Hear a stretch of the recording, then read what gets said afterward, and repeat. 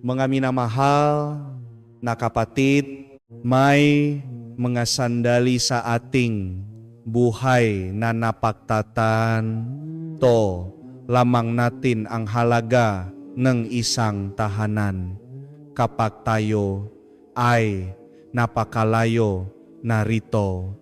May mga taong naunawaan lamang kung ano ang pamilya. Kapag wala na silang matatawag na mahal sa buhay, isang tahanan, isang mapagmahal na pamilya ay hindi isang bagay na dapat balewalain. Ito ay isang pagpapala. Ngayon, nais ko kayong anyayahan na tumigil sandali, hindi upang isipin ang mga bagay na wala sa inyo, kundi upang tingnan mabuti ang mga bagay na mayroon kayo na baka sa mahabang panahon ay hindi natin sinasadyang napababayaan.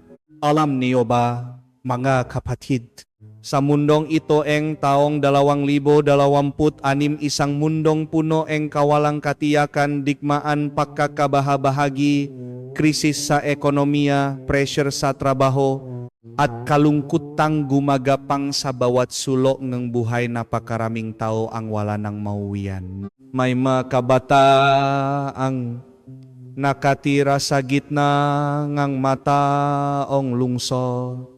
Ngunit pag-uwi sa gabi ay apat na malamig na dingding lamang ang kahara.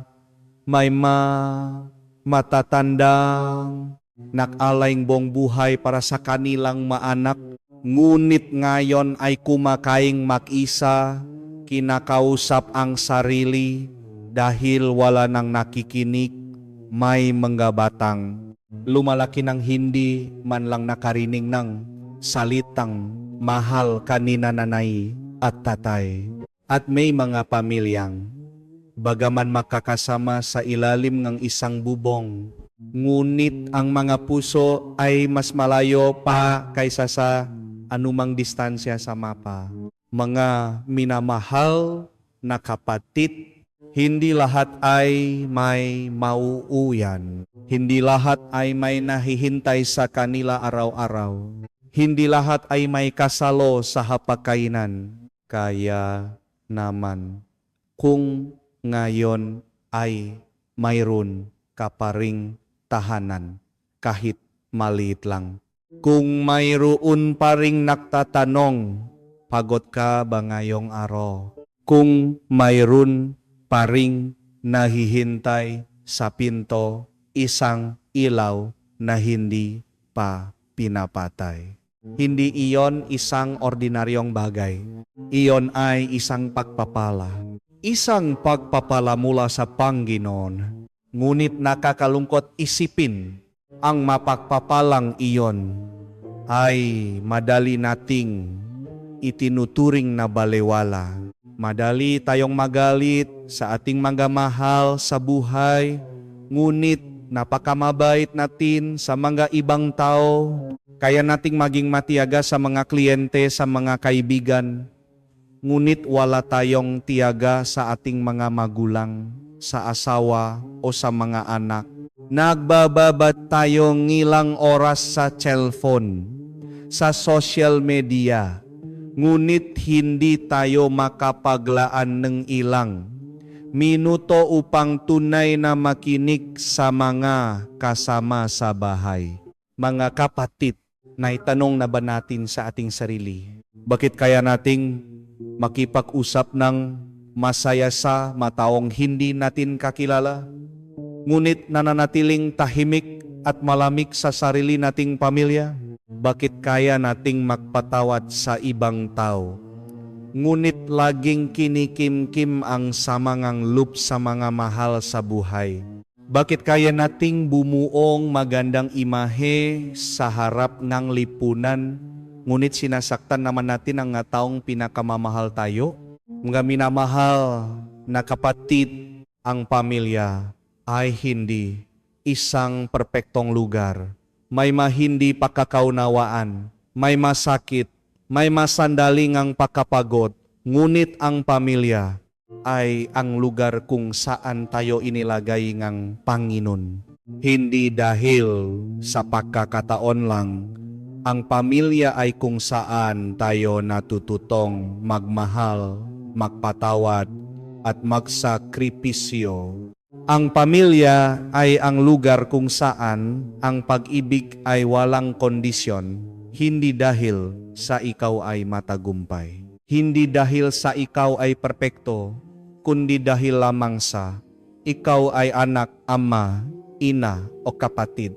Sa isang mundong itinuturo sa atin na maging mas makasarili, mas mapag-isa, at kung minsan mas manhid, ang pamilya ang tanging lugar na nagpapaalala sa atin na hindi ka nag-iisa, mahal ka, at may responsibilidad kang magmahal pabalik. Kapatid, kung ngayon ay mayroon ka pang pamilya kahit hindi perpekto, pakiusap, huwag hintayin na mawala sila bago mo simulang pahalagahan.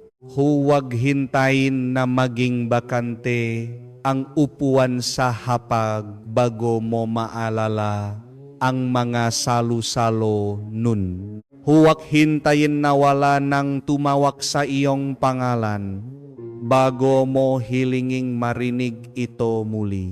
Simulan na natin ngayon isang paumanhin, isang yakap, isang text ng pangungumusta, isang pagkain ng magkakasama ng walang cellphone, ang mga maliliit na bagay na iyon ang paraan upang ingatan ang pagpapalang ibinigay na Panginoon. Mga minamahal na kapatid, hindi lahat ay may mauwian.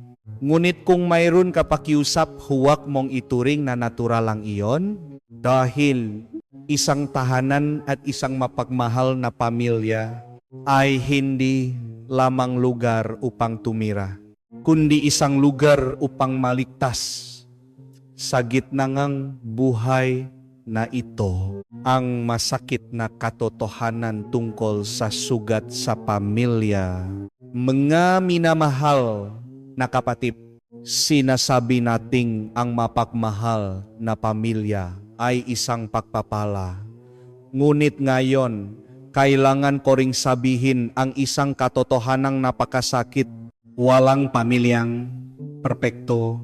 At kung minsan, ang lugar na dapat sana ay pinakaligtas, ay siya pang nagiging sanhi ng ating pinakamalalim na sugat. Napapansin niyo ba?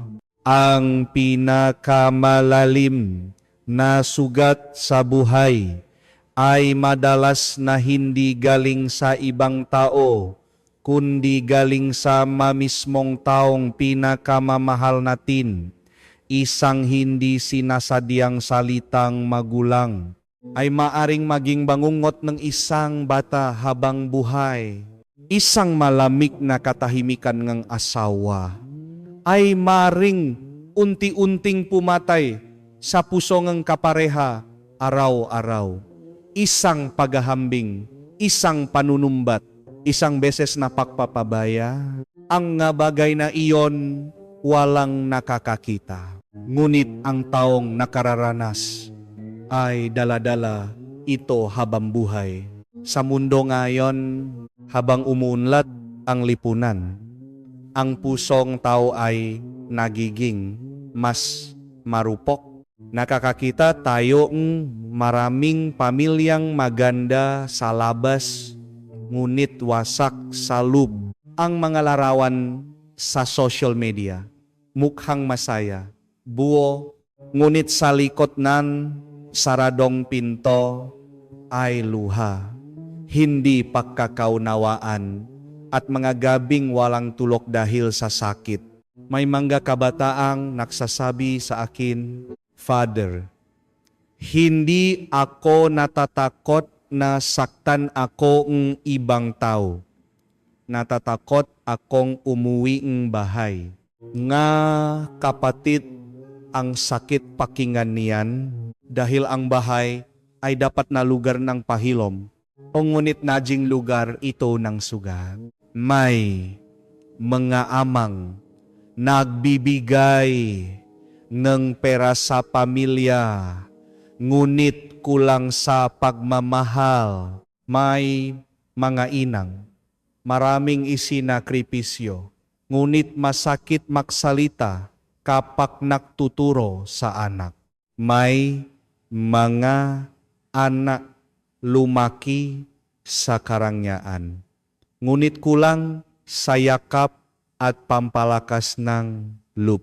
At pagkatapos, ang masugat na iyon ay hindi basta-basta nawawala. Tahimik itong lumalaki, nagiging galit, nagiging distansya, nagiging mataong hindi na alam kung paano magmahal ng tama. Na minamahal na kapatid, ito ay isang mapanganib na bagay. Ang taong nasaktan, kung hindi gagaling, ay magiging taong nananakit din sa iba. Ang isang amang laging pinagagalitan nun ay madaling magalit sa kanyang anak. Ang isang inang hindi nakaramdam ng pagmamahal ay mahihirapang magbigay ng pagmamahal ng wasto. Ang isang taong lumaki sa lamig ng pakikitungo ay hindi marunong magpakita ng init ng pag-ibig, at magpapatuloy ito ang sakit ay naipapasa sa bawat henerasyon. Ngunit mga kapatid, ang mabuting balita ay hindi nagtatapos sa masakit na katotohanan iyon. Ang mabuting balita ay nagbibigay sa atin ng pag-asa. Ang pamilya ay hindi kailangang maging perpekto upang maging lugar ng pagilom. Hindi tayo inilagay ng Diyos sa isang perpektong pamilya, ngunit inilagay niya tayo sa isang pamilya kung saan tayo natututong magmahal kahit na mahirap ito, kahit nasaktan. Tinatawag pa rin tayong huwag isara ang ating puso, hindi upang tanggapin ang mali, kundi upang huwag hayaang ang sakit ay gawin tayong isang mapait na tao. Mga minamahal na kapatid, maaring ngayon ay may dala-dala kang sugat mula sa iyong pamilya, isang alaalang hindi pa naghihilom, isang salitang hindi malimutan, isang relasyong nagkakalamat. Hindi ako narito para sabihin, kalimutan mo na yan. Hindi. Ngunit inaanyayahan kita na tingnan ito sa ilalim ng liwanag ng Panginoon. Dahil ang pag-ibig lamang ng Diyos ang sapat na malaki upang hilumin ang mga sugat na idinudulot ng tao sa isa't isa. At marahil, ang biyahe ng paghilom ay nagsisimula hindi sa pagbabago ng ibang tao, kundi nagsisimula sa ating sarili. Isang desisyong huwag magtanim ng galit, isang panalangin para sa taong nakasakit sa iyo, isang maliit na hakbang upang hindi na ipagpatuloy ang ikot ng sakit. Nga kapatid, ang pamilya ay maaring hindi perpekto. Ngunit kung ang Diyos ang sentro, kahit ang mga pirasong basak, ay maaring maging magandang bagay muli. At sa gitna nga hindi perpektong pamilyang iyon, ang Panginoon ay tahimik na gumagawa nung himala. Ginagawa ang sugat na pangunawa, ginagawa ang paghihirap na paglago, at ginagawa ang pusong wasak na pusong mas marunong magmahal ng malalim. Ang malasakit at komunikasyon sa pamilya, minamahal na kapatid, may isang katotohanang dapat nating harapin ng may tapang. Kahit hindi ito madaling pakinggan, hindi lahat ng nangyayari sa pamilya ay pag-ibig. May mga bagay na tinatawag na pagtuturo, ngunit ang toto ay pananakit. May makilos na binibigyang katwiran ng salitang pamilya, ngunit winawasak na nito ang pamilyang iyon. Mga kapatid, ang mga toxic na galaw sa pamilya ay hindi palaging maingay. Madalas, napakatahimik nito. Isang kawalan ng pakialam kapag ang isa ay kailangang pakinggan. Isang malamig na tingin kapag ang isa ay nang hihina.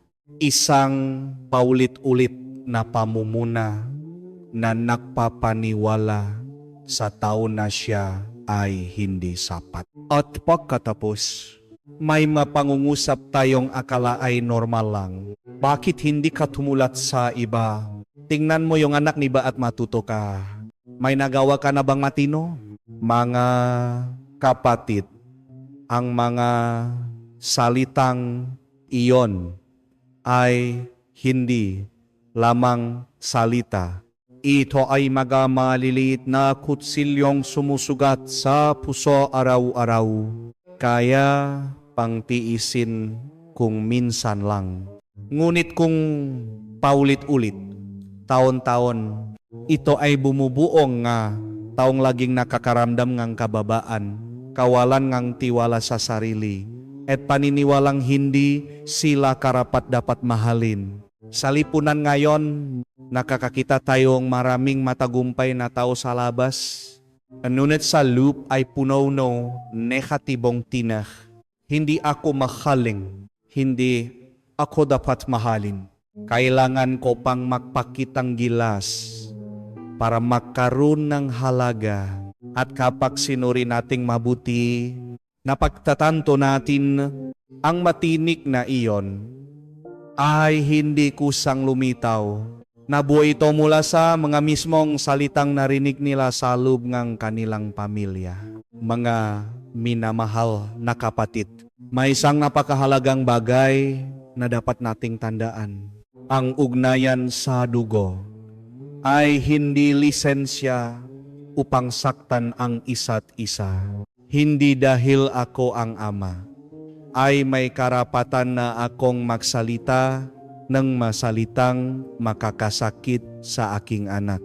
Hindi dahil ako ang ina, ay maari ko nang kontrolin at diktahan sila ng hindi nakikinig. Hindi dahil ako ay kapatid, ay maari ko nang balewalain ang damdamin ng iba. Ang pamilya ay hindi lugar para maglabas ng galit. Ang pamilya ay hindi lugar para maglamanggan. Lalong hindi ang pamilya ang lugar upang maghambing at magpababangang pagkatao. Ang pamilya dapat ay lugar ng pagmamahal ng higit sa kahit saan pa. Ngunit nakakalungkot, madalas ay mas masama pa ang pakikitungo natin sa ating kapamilya kaysa sa ibang tao. Ingat tayo sa pagsasalita sa ibang tao, ngunit walang pakundangan kung magsalita sa ating kapamilya. Matiyaga tayo sa ibang tao, ngunit madaling makalat sa loop na bahay. Alam natin kung paano pasayahin ang lipunan, ngunit nakakalimutan nating aluin ang pusong kasama natin sa araw-araw. Mga kapatid, kung ngayon ang pamilya mo ay may mga lama, huwag agad manisi, kundi buong tapang na lumingon. Ang akin bang mga salita, ang nakasakit sa iba, ang akin bang katahimikan, ang nagparamdam sa iba na sila ay napabayaan. Ang paraan ba nga aking pagmamahal ay nananakit sa halip na naghihilom? Mga minamahal na kapatid, ang tunay na pag-ibig ay hindi nagpapaliit sa tao. Ang tunay na pag-ibig ay tumutulong sa tao na lumago.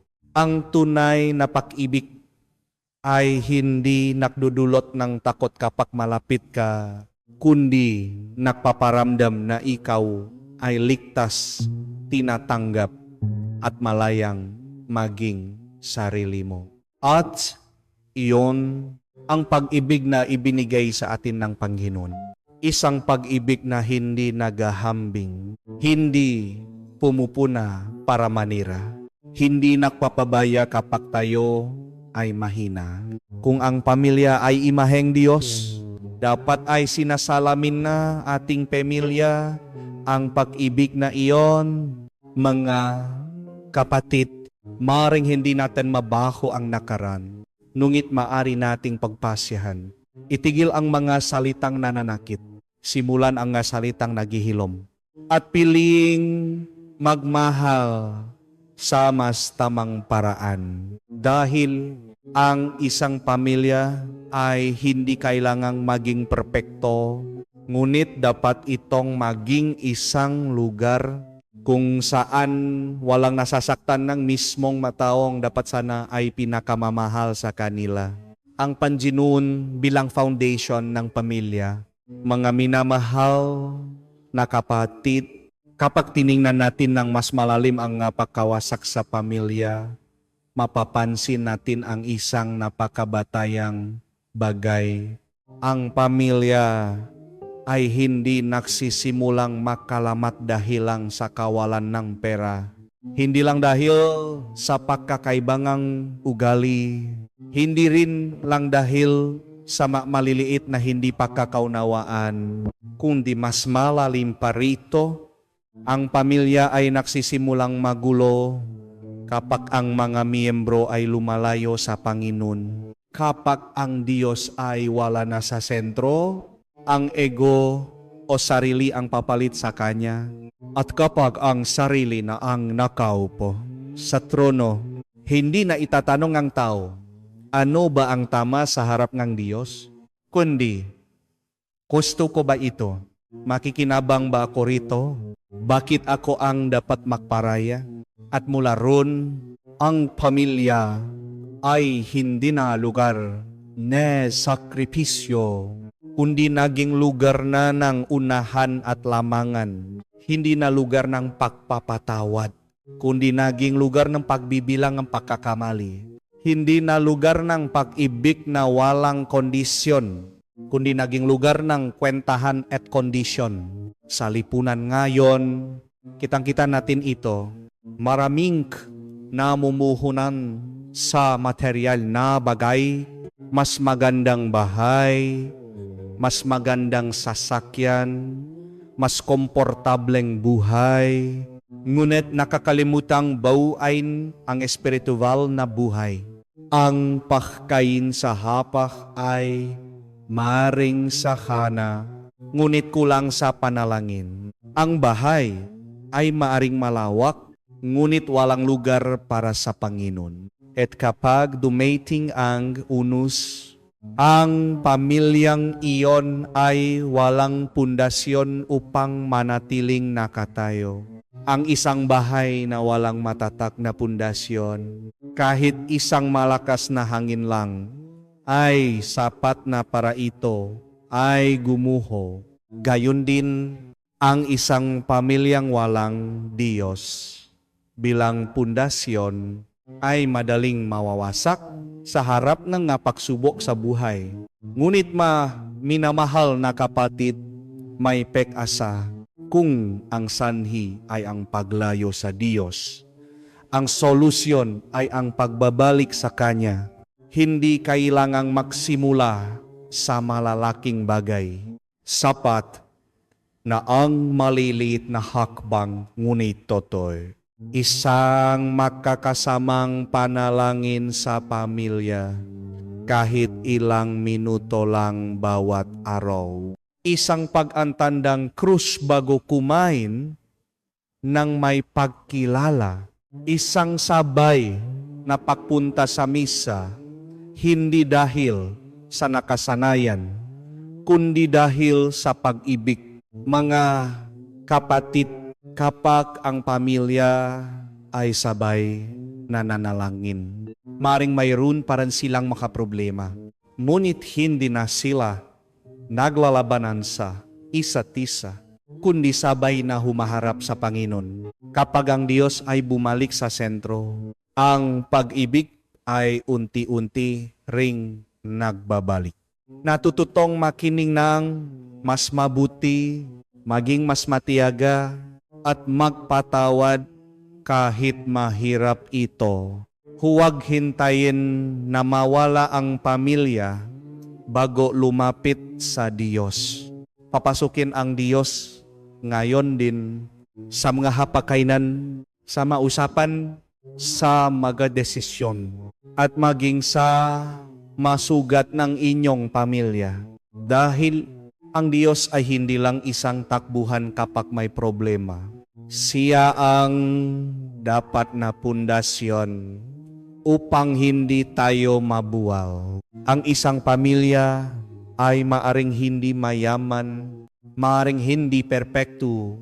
Ngunit kung ang Diyos ang sentro, ang pamilyang iyon ay makakaroon ng isang bagay na hindi may bibigay ng mundo. Kapayapaan sa gitna ng unos, pagkakaisa sa gitna ng pagkakaiba, at pakibak na hindi madaling mabali. Ang tapang na magsalita at pagpapanatili ng kapayapaan, mga minamahal na kapatid, may isang kabalintunaan paradox sa buhay pamilya. Napakalapit natin sa isa't isa, ngunit itinatago natin ang mga pinakamalalim na nasa ating puso. Kaya nating pag-usapan ang lahat ng bagay sa labas. Ngunit hindi natin masabi ang tunay nating sakit sa ating sariling pamilya. Ang nga bagay na hindi nasasabi ay hindi nawawala. Tahimik itong lumalaki. Isang maliit na lungkot, nagiging distansya. Isang maliit na tampo, nagiging kalamigan. Isang maliit na sugat, nagiging pader. Kaya naman ang unang hakbang na napakahalaga sa pagharap sa isang toksik na pamilya ay ipahayag ang iyong sakit. Ngunit unawain ng tama, hindi ito paglalabas ng galit. Hindi ito paksika. Hindi ito pananakit pabalik sa iba. Kundi paksasabi ng tapat at sa loop na pakibak.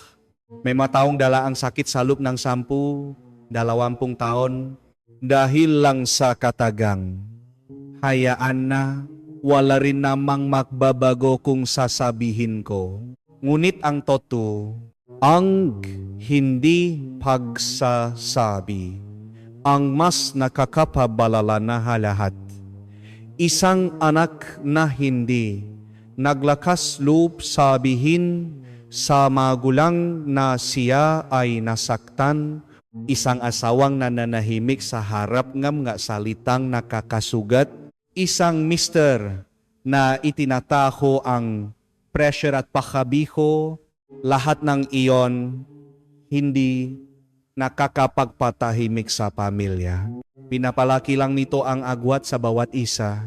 Mga kapatid, ang tunay na pag-ibig ay hindi kayang mabuo sa isang pekeng katahimikan.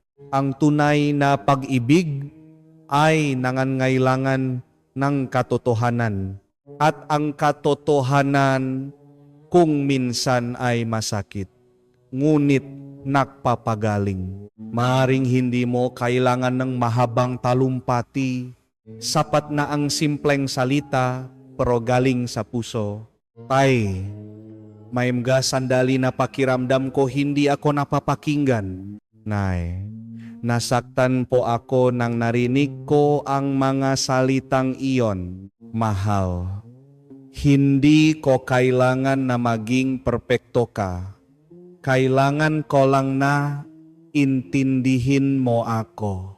Ang mga salitang iyon ay maaring gumising sa puso ang iba. Hindi dahil inaatake sila, kundi dahil sa unang pagkakataon. nakita nila ang sakit na hindi nila sinasadyang naidulot. Ang sakit na hindi nasasabi ay nagiging distansya. Ang sakit na naipapahayag ay maaring maging simula ng pagilom. Ang kapangyarihan ng makakasamang panalangin, mga minamahal na kapatid, pagkatapos nating matutunang sabihin ang ating sakit ng may katapatan, ang susunod na hakbang ay manalangin ng makakasama bilang pamilya. Mukhang simple, pero sa realidad ngayon, ito ay napakabihira na. Ilang pamilya na lang ba ang tunay na nagdarasal ng sabay-sabay araw-araw? Nakatira tayo sa isang bubong, pero bawat isa ay nasa sariling mundo. Nakalubog sa cellphone, abala sa trabaho, pagod na pagod. Ang isang pamilyang hindi nanalangin ay parang katawan na walang kaluluwa. Kung walang panalangin, ang pamilya ay mawawalan ng espiritual na lakas. Kung walang panalangin, ang pag-ibig ay unti-unting matutuyo. Ngunit ang pamilyang sabay na nanalangin ay may espesyal na kapangyarihan. Kapag sabay na lumuluhod sa harap ng Diyos, mahirap nang tumayo para labanan ang isa't isa. Ang panalangin sa pamilya ay hindi kailangang mahaba, hindi kailangang perpekto. Isang Ama namin bago kumain, isang pasasalamat bago matulog, isang simpleng rosaryo, ang maliliit na bagay na iyon, ang siyang taling nagbibigkis sa pamilya, paglalagay ngang ganan, boundaries para sa kapayapaan, nga minamahal na kapatid. Lodge nating itinuturo na pamilya ang prioridad. Ang dugo ay sagrado, dapat magtiis dahil sila ay kapamilya.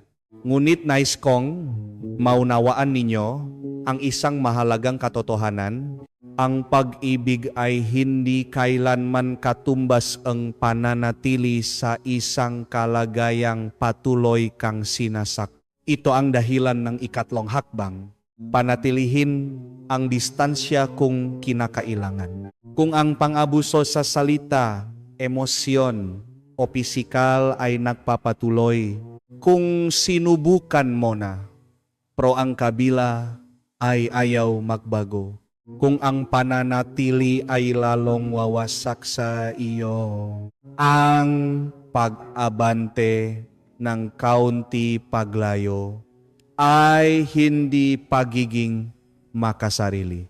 Iyon ay karunungan. Hindi kailanman nais ng Diyos na mabuhay ka sa takot.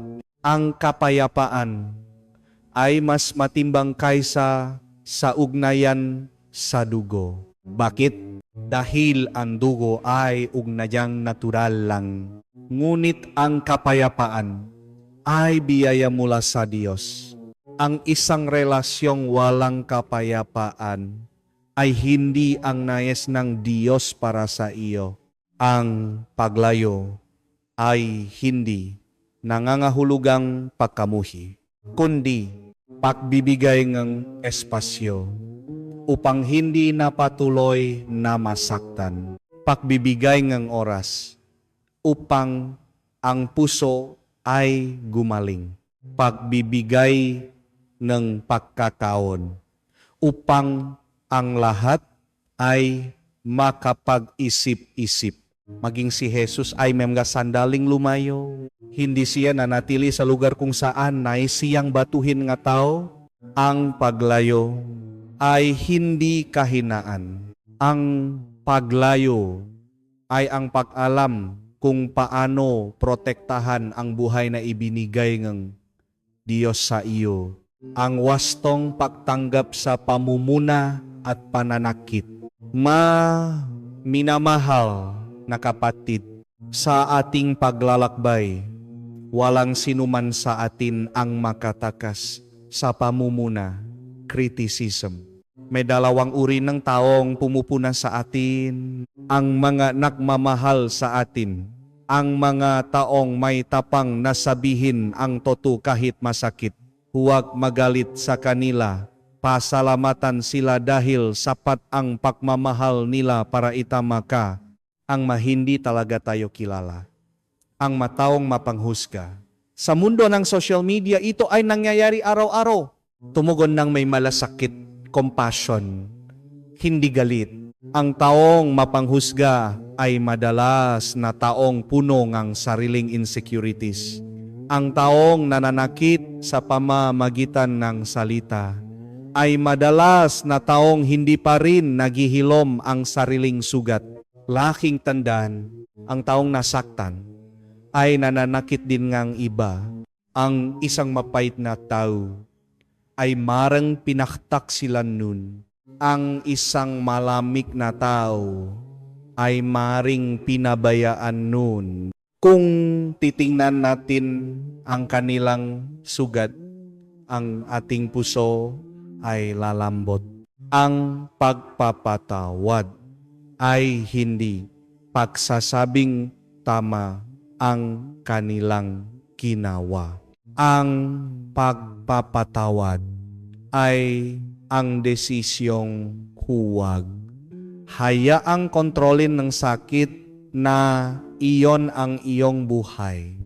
Mga kapatid, maring hindi ninyo mabaho ang ibang tao, ngunit maari ninyong piliin kung paano kayo tutugon.